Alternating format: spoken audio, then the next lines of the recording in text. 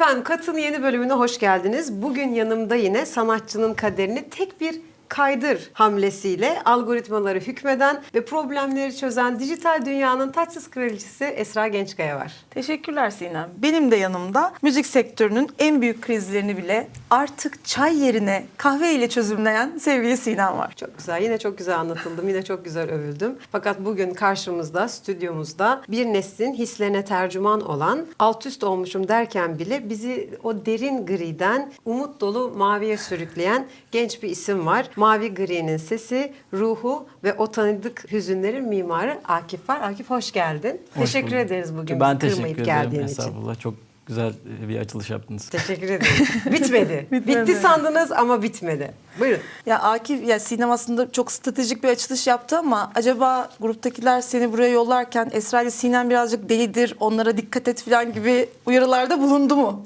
diye merak ederiz. Beni katmamışlardır, senden bahsetmişlerdir. Tabii ki aramızdaki jenerasyon farkının, arkadaşın farkında olduğu için belli aşamalardan geçirtip kendini gelmiştir. Akif hoş geldin. Bizim Hoş bulduk. programımızın en başında aslında o klişe soruyu soruyoruz. Neler oluyor, neler bitiyor, bizi neler bekliyor, son zamanlarda neler oldu? Sonra da daha derinlere inip sana birkaç soruyla seni daha iyi tanımalarına olanak sağlamaya çalışacağız izleyicilerimizin ve dinleyicilerimizin. Neler oluyor? Konser veriyoruz devamlı. Yani yılda 100 konser falan veriyoruz. Çok iyi. 80-100 konser arası iş yapmaya çalışıyoruz. İşte bu dönemler aslında eskisi, yani birkaç sene öncesine kadar iyi değil diye düşünüyorum. Çünkü bizim yaptığımız tarz artık eskisi kadar popüler değil. O yüzden bir arayış içerisindeyiz. Acaba ne yapsak, nasıl bir sound'dan devam etsek falan diye bir kendimizi bulmaya çalışıyoruz aslında ve yönümüzü bulmaya, tayin etmeye çalışıyoruz yani. O yüzden kafalar karışık şu anda bizde. Ya bu sektörel bir analiz tabii ki. Bu kendi içinde sekiz çizen bir sistem, hep konuştuğumuz şeyler. Yani bazen popüler olan şeyler bir süre sonra hiç popüler olmuyor. Az evvel içeride de konuştuk. Sektör içerisinde bir doğrunun mutlak doğru olduğu gibi bir ifade, bir anlatım biçimi yok. Çünkü bugün doğru dediğimiz şey yarın bambaşka bir şeye evrilebiliyor. Hazır konusu açılmışken, bir şarkı üzerinde çalışırken bu riff kesinlikle böyle olmalı ya da şu anda yolunuzu tayin ederken, dinleyici hedef kitlesine kendinizi anlatırken ya bu çok arabesk oldu, bundan biraz çıkalım, bu çok popüler oldu, bundan çıkalım diye kendinizi sınırlandırdığınız alanlarınız var mı? Eseri nasıl üretiyorsunuz kısaca? Aslında çok sınırlandırdığımız bir şey yok çünkü çok farklı tarzlarda şarkılar yaptık biz bugüne kadar. Yani o kadar fazla şeyde dolandık ki tarzlarda daha da böyle çorba oldu ve hiçbir öne çıktığımız şarkı diğerine benzemiyor. Başta farklı bir şey yaptık. Şu an başka, önce ortasında başkaydı. O yüzden biraz da benim şeyim aslında bu. Benim arayışım daha doğrusu. Yani bazen işte sadece grupla gidip çalıyoruz bir şarkıyı. Bazen bilgisayarda yapıyoruz ve ben üstüne bir beste yapıyorum. Yani çok şey değişiyor ama şu an aslında o kadar kendimi iyi hissetmiyorum yazma ve üretme konusunda. Çok iyi olduğumu düşünmüyorum yani eskisi gibi. Bir süreçtir yani. Hepsi bir süreçtir. Öyle değil mi Esra? Evet. Yani aslında herhangi bir şey bir zamanı olduğu gibi bir durumda söz konusu değil ya. Her an her şey olabilir aslında. Ya olabilir de Ve işte bir şey... bu da iyi gelebilir belki sana. Yani çok iyi bir ilerleyen zamanında süreçte. değilim aslında. Yetenekli hissetmiyorum kendimi eskisi gibi artık. Ama çok fazla değişken ve çok fazla insanı dürten mevzumuz var. Onlardan da olabilir. Yani hepimiz, bütün sanatçılar. Biz tabii ki bu sohbetlere çok tanıklık, şahitlik ediyoruz. Bazı arkadaşlarımız zaman zaman, buradaki arkadaşlarım, meslektaşlarım da bilecekler. Ya şu anda iyi hissetmiyorum, üretemiyorum. Ya ben üretemiyor muyum acaba? Bir şey oldu bana dedikleri bir şeyde bir tılsıma ihtiyaç oluyor belki de. O tılsım da bir zaman içerisinde geliyor. Bir şeye evriliyor yani. Her Evet. halükarda bir şeye evriliyor. Kesinlikle. Çizgim yokmuş gibi hissediyorum. Yani beni tanımlayan şey ne diye düşündüğümde ya da müziğimizi tanımlayan şey ne? Yani çok büyük bir karmaşıklık, bir kaos var ortada ve bundan daha düzenli bir şeye, daha belli olan bir şeye geçmek istiyorum. Yani memnun değilim hiç yani kariyerimden ve bugüne kadar yaptığım şarkılardan birazı güzeldi evet. Ama çoğunlukla bu başarılı değilim yani. Bence başarılı bulmuyorum kendimi. Yani. Sound olarak mı istediğin duyguyu veremediğini düşünüyorsun? Hayır, bir çizgide ilerlemiyorum. Yani ya ben öyle çok kendimi övmeyi hiç sevmem ve öz eleştiride hep yapmak isterim. Yani iyi yönlerimize bakınca tabii hiçbir şey ilerleyemeyiz. Önemli olan problemlerimizi görüp ondan devam etmek ve o kadar düzeltmem gereken şey var ki hayatımda ve kariyerimde. O yüzden sanki şansa mı geldim buraya kadar falan diye düşünüyorum. Değişik bir öz eleştiri. Hani şeyim yani çok matah bulmuyorum yaptığım şeyi yani. Yani Çok, o zaman yeter artık dediğin noktalardan mı geçiyorsun? Yani bu kadar mı acaba mı diyorsun? Öyle olmasa ya buraya gerek. mı kadar acaba diye düşünüyorum tabii canım. Yani bundan sonra ne yapabilirim ve hani neyle öne çıkabilirim? Nasıl bir şarkı yapsam güzel olur? Yaptığım şeyleri de beğenmiyorum aslında yani. Yapıp atıyorum ve yayınladığımız şeyler de beni tatmin etmiyor ve hiç mutlu değilim yani. Ama dinleyiciyle buluşmalarınız o gerçeklikten uzaklaştığınız anlamına geliyor. Çünkü dinleyici yorumlarına baktığımız zaman sahne üzerinde performans sırasında çok güzel duygu transferi olduğunu söylüyorlar. Biz o hevesle oraya geleceğiz, dinleyeceğiz sizi. O duygu transferini o kadar güzel veriyor olup da şarkılarda bu hislerin geçmiyor olduğunu ya da bunun tamamen şans eseri olduğunu düşünüyor olmak da biraz fazla mı sert bir öz eleştiri acaba? Bu Öyle değil programın de, sonunda her şeye çok inanıyor.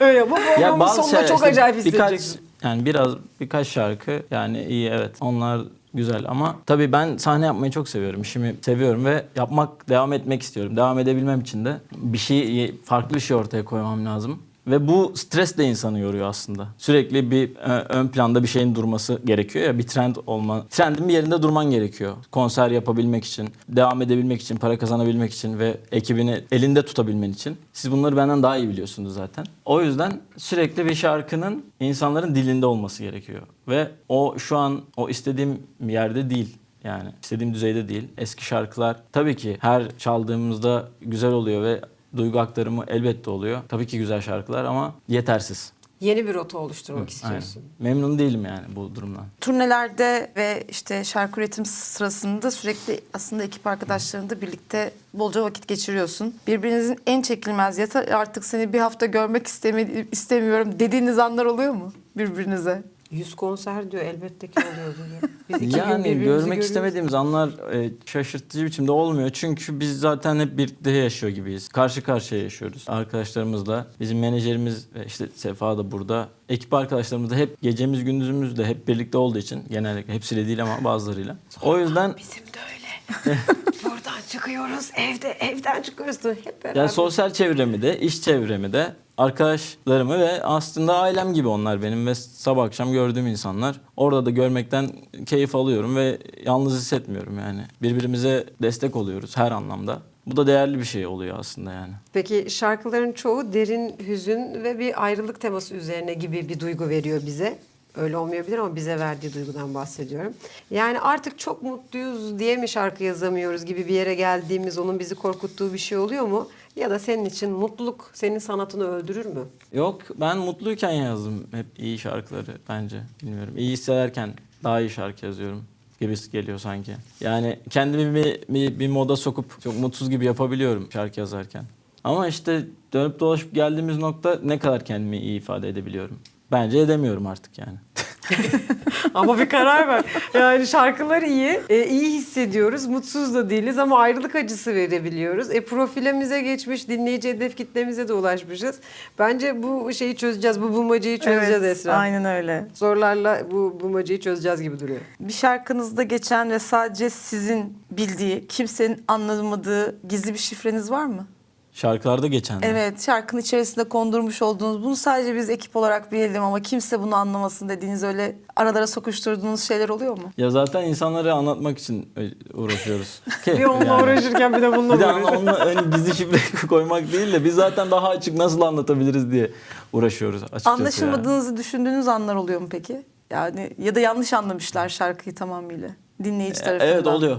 Onlar oluyor tabii ki. Ama ne kadar iyi anlatabiliyorum konusu daha çok önemli benim için. Çok iyi anlatamadığımı falan ya da anlatmaya değer bir şeyler söylemediğimi hissediyorum son zamanlarda. Peki böyle biraz daha kapalı bir yere getireceğim hikayeyi ama bir tahminim var bu soruyla ilgili, cevabına dair bir tahminim var ama sokakta yürürken tanınmak mı daha keyifli olur? Yoksa stüdyoda kimse sizi görmezken o besteyi bitirmenin verdiği huzur mu? Hangisi daha kıymetli olur sizin için? Tabii ki bestenin bitirmeye verdiği huzur. Çünkü huzuru bayağıdır yaşayamıyorum ben, o huzuru. Var mı böyle fanlarla ya da işte dinleyicilerinizle garip, çok enteresan hikayeleriniz oluştu mu yani, fan hesaplarınızla, dinleyicilerle böyle denkleştiğiniz zaman çok büyük bir sevgi, çok Evet. ilginç bir tesadüf.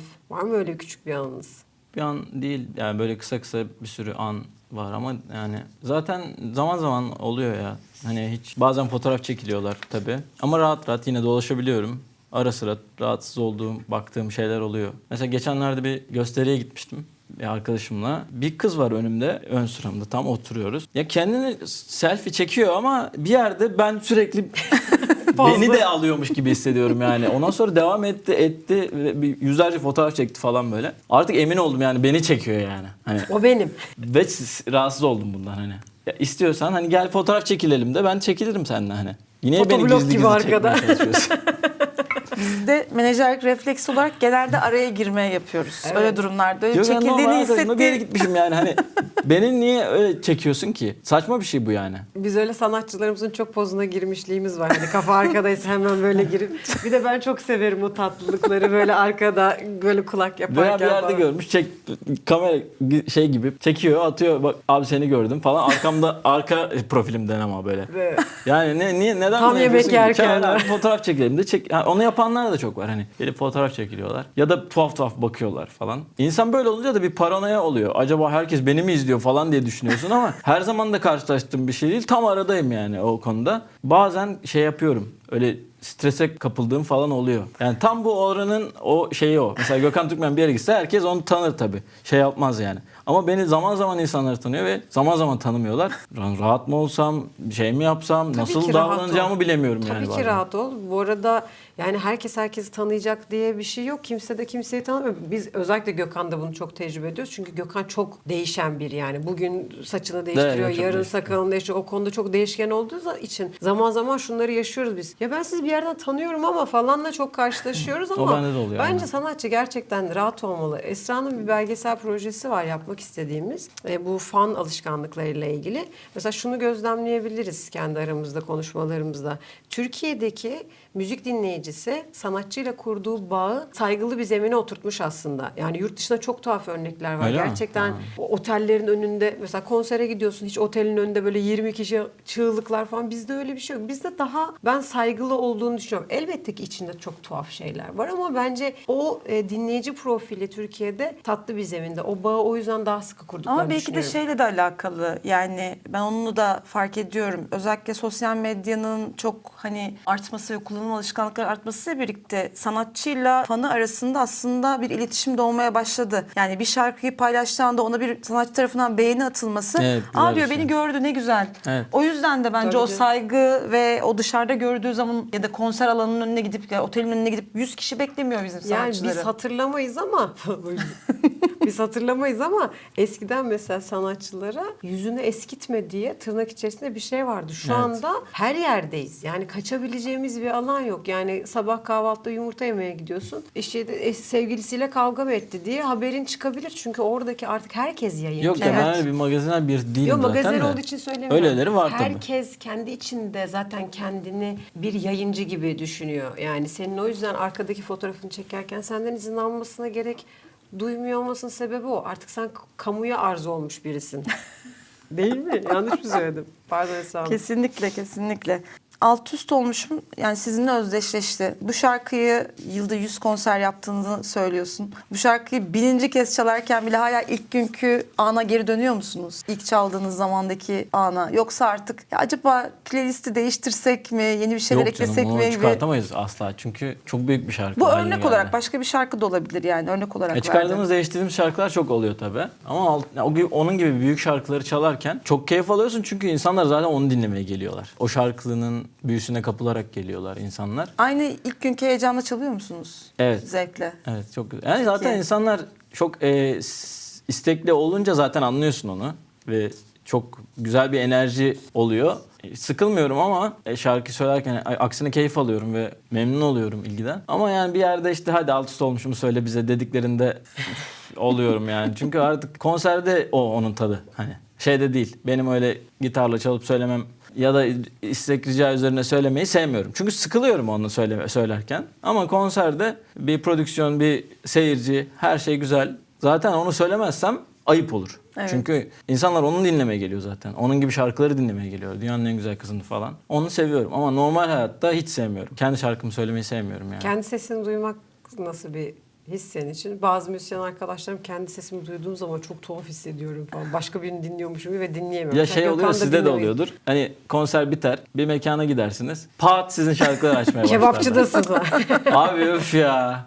Bunu yapma. Oluyor. O jest ama bak yine aynı yere geldi. Jest o bir jest Ya yani. jest, tabii o ama zaten üçüncü kezden iyiliğinden, sonra o da kibarlığından yapıyor da. Ama insan öyle yani şey oluyor ya. Mahcup. Evet, mahcup hissediyorsun. Kendi Sezen Aksu da öyle bir şeyinde söylüyordu. Ya bunu duymak istemiyorum. Kendi şarkımı falan gittiğim yerde açıyorlar. Ama aslında onlar jest yapıyor. Tabii ki canım. Hani hoşuna gitsin diye yapıyor ama kendini kötü hissediyorsun aslında yani. sana seni fark ettim, burada olduğunun bilincindeyim demenin en zarif hali olduğunu düşünüyorum ben. Ama tabii ki 5. şarkıdan sonra da insana bir Ya fenalık baştan gelir. aşağı açıyor ya. Evet yani o playlist special weekend gibi oluyor. Evet o. Peki bu sorulardan bağımsız bir yere gelmek isterim eğer izin verirsen. Genç jenerasyonu temsil eden bir kimliksin. Müziğinle, işte oluş sebebinle, varoluş sebebinle. Sence Türkiye'de müzik endüstrisinde şu anda en öncelikli çözülmesi gereken şey nedir? Gözlemlediğin solist kimliğin ne olabilir, müzisyen kimliğin ne olabilir? En büyük problemden mi bahsediyoruz? En küçüğünden de bahsedebiliriz. Yani bir problemden bahsedelim. Bir problemi çözecek olsak sence müzik endüstrisinde ilk hangi problemi çözmemiz lazım? Konser mi acaba? Sefa ne diyorsun? Sistemsizlik olur. Sistem ha, evet şöyle bir şey Sefer var. şurada sarılalım mı acaba hep beraber bir sevgi yumağı? İnsanların çok yani başka sektörler mesela çok daha düzenli ve neyin ne olduğu belli. Bizim sektörde öyle bir şey yok. Bir anda birisi başka bir title oluyor. Bir gün başka bir isim, başka bir görev. Yani her şey o kadar çabuk değişiyor ve düzensiz ve ne olduğu belli değil. Her şey birbirine girmiş falan. O tuhaf bir şey bu Bir bence. organizasyon şeması mı olmalı sektörün? Hani bu iş kolunda bu bir iş. Biz bundan para kazanıyoruz hani. Siz de öyle. Biz de öyle. Ve bu sektörün paydaşları da böyle. Bir meslek birliklerinden başka hani şey yok ki doğru düzgün her şeyin belli olduğu veya işte hakların Sözleşme dilinin belki en basit haliyle. ya resmiyet yok bizde.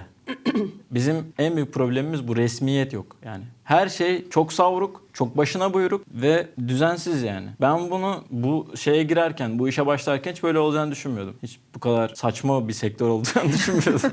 Daha sistematik olacağını Hani düşünüyorum. hiçbir şey sistemli değil. Dediği gibi sistemsizlik aslında. Kaos var ve hep kaos hakim bu şeye. Kimsenin kimseden haberi yok. Müzisyenlerin bence şöyle bir sıkıntısı var. Sanatçılar özellikle egosal durumlardan dolayı birbirleriyle konuşup bir doğru bulmaya çalışmıyorlar. Aslında bu problem burada. Herkesin bir sorunu var. Ortak sorunlar var ama biz bu sorunları nasıl çözebiliriz diye oturup konuşmuyorlar hiçbir zaman. Böyle bir şey yok. Evet, durumlar kötü. Aynen ona soruyorsun. Kötü. Niye kötü abi? O zaman hadi bir şey yapalım. Yok böyle bir şey. Bir duruş belki lazım Ay, sektöre. Evet. Yani birbirlerine bir şey lazım. Bir birleşip bunları konuşmaları ve hani bir şey hani bir beyin fırtınası bile yapabilecek bir durumda değil ki kimse. Kim var? Bu sanatçılar yapmalı bunu ama sanatçıların öyle büyük egoları var ki ya da bunda mı bulunmak istemiyorlar bilmiyorum. Adam ölse bile hani hiç para kazansıtmasa bile öyle burnundan kıl aldırmıyor yani. Bu doğru bir şey mi? Doğru bir şey mi? Bence doğru değil. Yani kendini iyiymiş gibi göstermeye çalışıyor. Biliyorsun aslında iyi değil, para kazanmıyor. Aç. İstediği gibi Ama değil. istediği gibi değil ama iyiymiş gibi görünmeye çalışıyor. Ya dışarıya nasıl göründüğün bu kadar önemli mi gerçekten? Yani bu kadar önemli değil bence. Eğer çözülmesi gereken sorunlar varsa ve sen hiçbir şey yapmıyorsan, halinden de memnun değilsin ama bir şey de yapmak istemiyorsun. Bir boş vermişlik ama dışarıya da iyi görünme çabası. Anlamıyorum ben bunu yani. Bu çok saçma bir şey bence.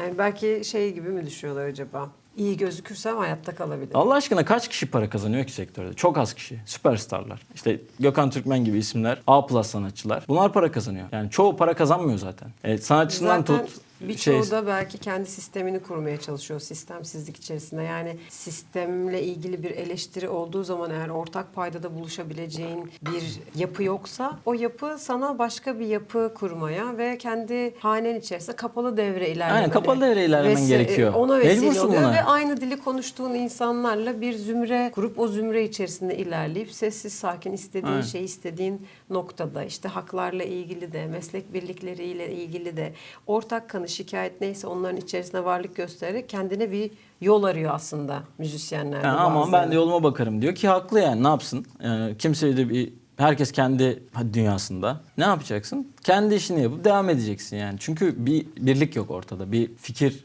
şeyi yok. Peki bu söylediklerin ışığında şu meşhur cuma listeleri, çeşitli janralara ait listeler, algoritma ve dijital platformlarla ilgili bir eleştirin var mı gördüğün? Ya burada değil, burayı da yanlış yapıyorlar. Her şey çok güzel ama burayı da yanlış yapıyorlar dediğin bir şey var mı? Ya da senin... Müzik platformlarıyla ilgili Evet söylüyorsun müzik sanırım. platformlarıyla ilgili. Adiller mi listelemeler konusunda sence? Yani listelemeler konusunda yani ben sorun yaşamadım fazla kendi açımdan ama herkesin bundan rahatsız olduğunu da görüyorum. Yani listeler artık eskisi gibi zaten öyle insanı ihya etmiyor yani bir sanatçıyı. Çünkü geçmişte mesela bir listeye girerdin ve çok önemli bir dinleyici kitlesine sahip olabilirdin veya bir kapı açılırdı sana. Mesela bizim bir şarkımız öyle oldu. Pandemide çıkan bir şarkımız vardı. O Ben Olamam diye. O bir 5-6 ay bir Türkçe rock listesinde kaldı ve hani insanlar öyle bizi tanımaya başladı. Hani bu çok etkiliydi ama şu anda öyle değil. Çoğu liste artık önemini yitirmiş durumda yani. Bunlar niye böyle? Niye önemini yitirdi? Belki de bu sorundur. Yani bir listeye girmek insana bir şey olmuyor yani. Bir şey katmıyor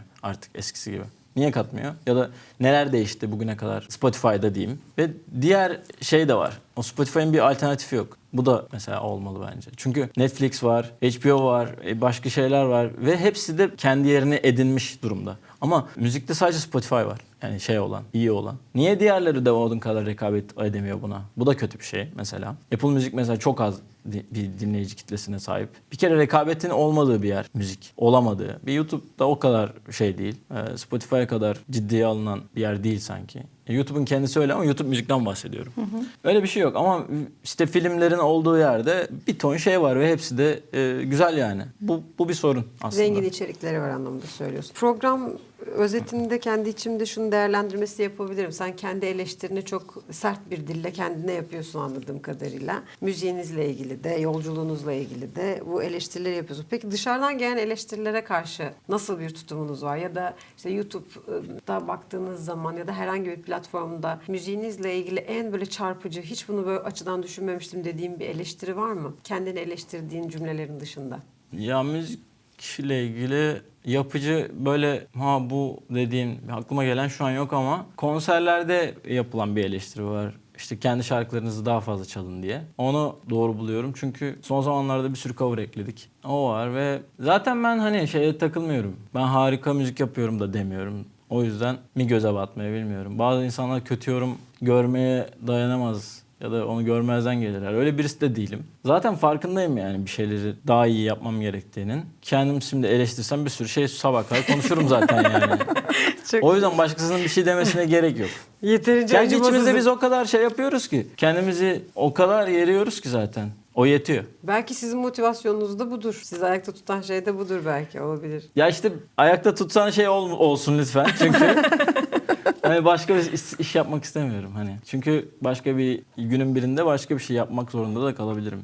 Dinlenmezsem. Belki de insanlar başka şeyler dinleyecekler yani. Ve yaptığım şeyler ilgi görmezse ne bileyim. Aslında Karşılık kaygılıyım bu olmaz. konuda. Çünkü ne kadar uzun ömürlü olduğunu bilmiyorum yaptığım şeylerin. Hit olması gerekiyor bir şarkının. Sürekli.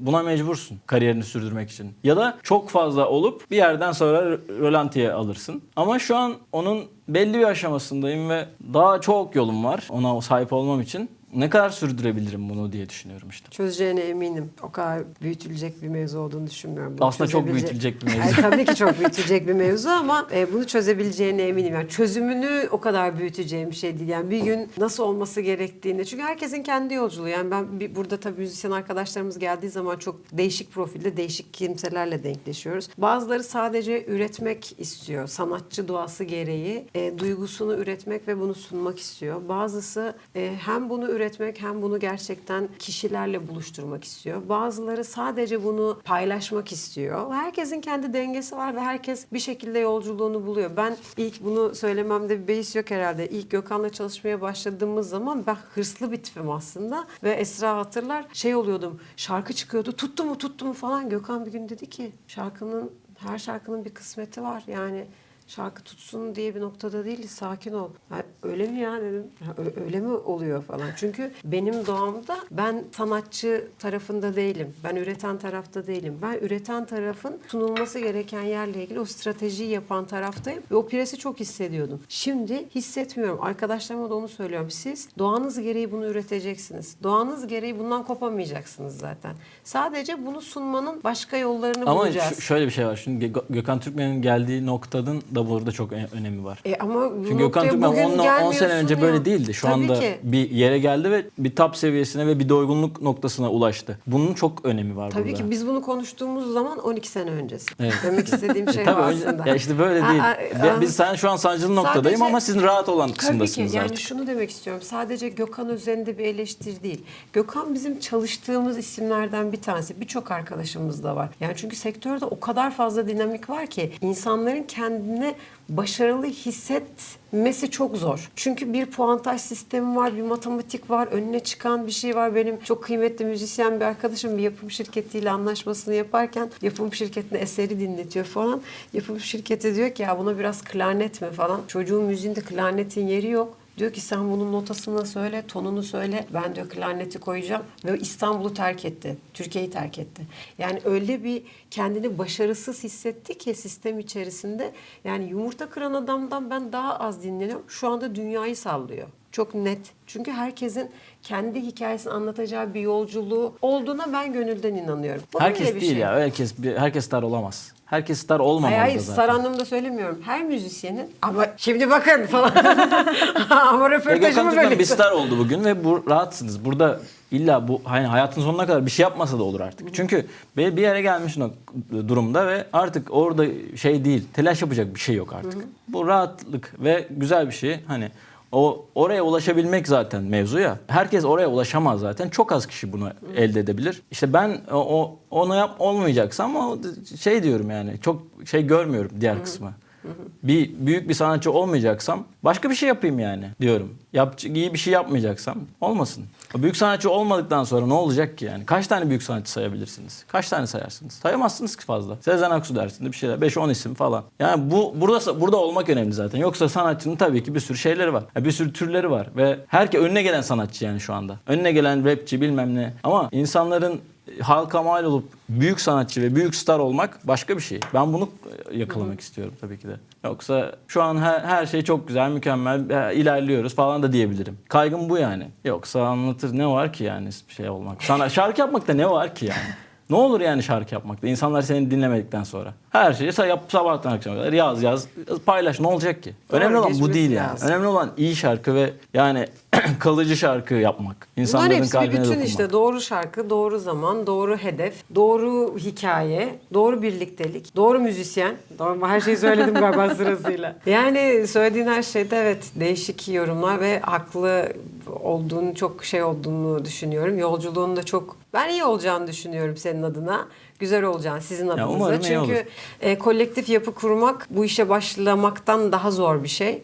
O kolektif yapıyı söyledin zaten. Beraberiz biz, arkadaşlarımızla beraberiz. Eğer o sürdürülebilir bir noktadaysa ki burada onu aslında betimliyorsun. Zaten işin zor kısmı geçmiş yani. Hepimiz benzer yolculuklarda benzer sancıları yaşadık yani. Hepimiz aynı virajları döndük. O noktada kimsenin yalnız olmadığını biliyorum. Ve hiçbir şeyin de aslında sanıldığı kadar kolay olmadığının farkındayım. Bize sadece sektör gereği verilmiş bazı çerçeveler var. O çerçevelerin sadece kenarlarına kadar olan kısmını görüyoruz ama diğer tarafta müthiş emekler, müthiş bir el ele verme, çaba. Yani biz çok uzun süredir aynı ekiplerle beraber çalışıyoruz. Hepimiz birbirimizi doğrulayabiliriz. Kimse bu yolculukta yalnız değil. Evet, çok zor bir yol, kolay bir yol değil. Ama bu virajlar ufak ufak hızlı girersek biraz zor ama yavaş çıkabiliriz buradan. Çalışırsak olur be. Ne diyorsunuz? Kat'ın bu haftaki konuğu sevgili Akif'ti. Ben şahsım adına Akif'le tanışmış olmaktan çok mutlu oldum. Ben de öyle, çok teşekkür ederim. Çok keyif aldım konuşmasından. En kısa zamanda inşallah konsere de gidip bu deneyimi alta yorum yazacak kadar yaşamak istiyorum. İnşallah Gökhan Türkmen'in konserleri de çok güzel olur. Evet. Ben Gelin. sizi şeyde izlemiştim. Elif Beşiktaş'ta izlemiştim. 5-6 sene önce. O zaman da çok güzeldi. Şu an daha da güzeldir eminim. Güzel, beraber de yaparız, beraber de sahne yaparız. Bizim yolumuz böyle bir yol. Çıktığımız yolda da başka bir şey yapmak istiyor muyuz bilmiyorum. Yani biz müzik yapıyoruz. Biz müzisyen bir aileyiz, müzisyen bir ekibiz. O yüzden işimizi yapacağız. Birbirimize destek olacağız. Düştüğümüz zaman kaldıracağız. Olmuyor dediğinde oluyor diyeceğiz. Bu böyle bir yolculuk. Sonra da el ele verip böyle parmak göstereceğiz. Canımızı sıkanlar, bizim canımızı sıkmayın. Bakın sizin ifadenizi alırız diyeceğiz. Bu böyle bir yolculuk. Şahsım adına tekrar söyleyeyim. Çok memnun oldum. Ağırlamış olmaktan, tanışmış olmaktan. Siz ve İyi ki değerli çağırdınız. ekibiniz. Çok teşekkür ederim. Çok mutlu oldum. Son sözü söylemek üzere yine dijital dünyanın taçsız kraliçesi Esra Gençkaya'ya sözü bırakıyorum. Çok teşekkürler. İyi ki geldin. Umarız konserlerde ve başka yerlerde de denk geliriz bir şekilde. İnşallah. Evet, biz kat olarak her şeyin tadını çıkarmaya devam ediyoruz. Görüşmek üzere.